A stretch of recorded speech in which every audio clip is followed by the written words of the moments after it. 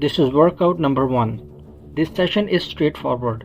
3 exercises routine using a single kettlebell and a two-handed grip for every movement. We are focusing on a vertical push, a power hinge, and a squat. This combination is designed for general strength and conditioning, making it a solid choice for a full body workout when you have very limited equipment. Hi, I am Furqan and you are watching Functional Athletica. We'll start with the shoulder press. Since this is a two-hand movement, you'll hold the kettlebell at chest height. As you press upward, focus on keeping your ribcage down and your glutes tight to prevent your lower back from arching.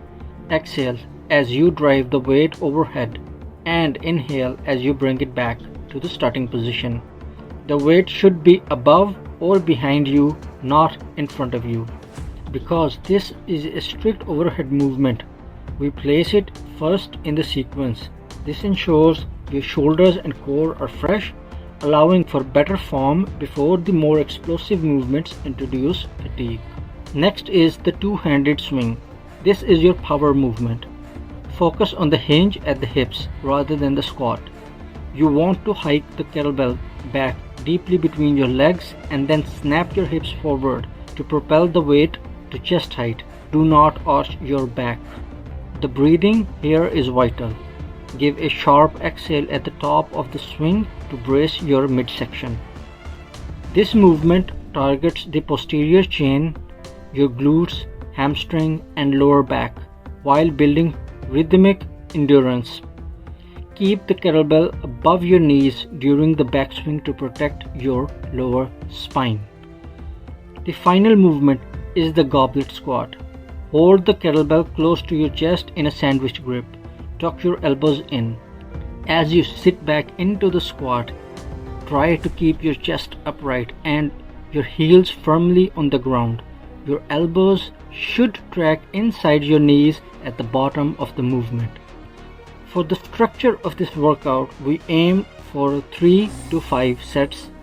The repetition range can stay between 5 and 15 reps, which depends on the weight of your kettlebell.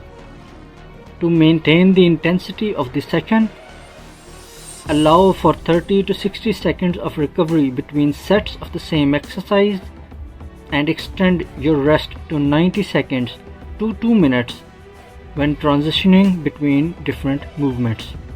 Throughout the session, keep your movements intentional. On the press, avoid flaring your elbows. On the swing, don't let the weight pull your shoulders forward. And on the squat, keep the kettlebell tight to your body. If you find your form slipping, reduce the reps or take a longer break. If you would like to train this specific routine in real time, keep an eye out for a full follow-along version of this workout, which will be released next week. I am Furqan and you were watching Functional Athletica.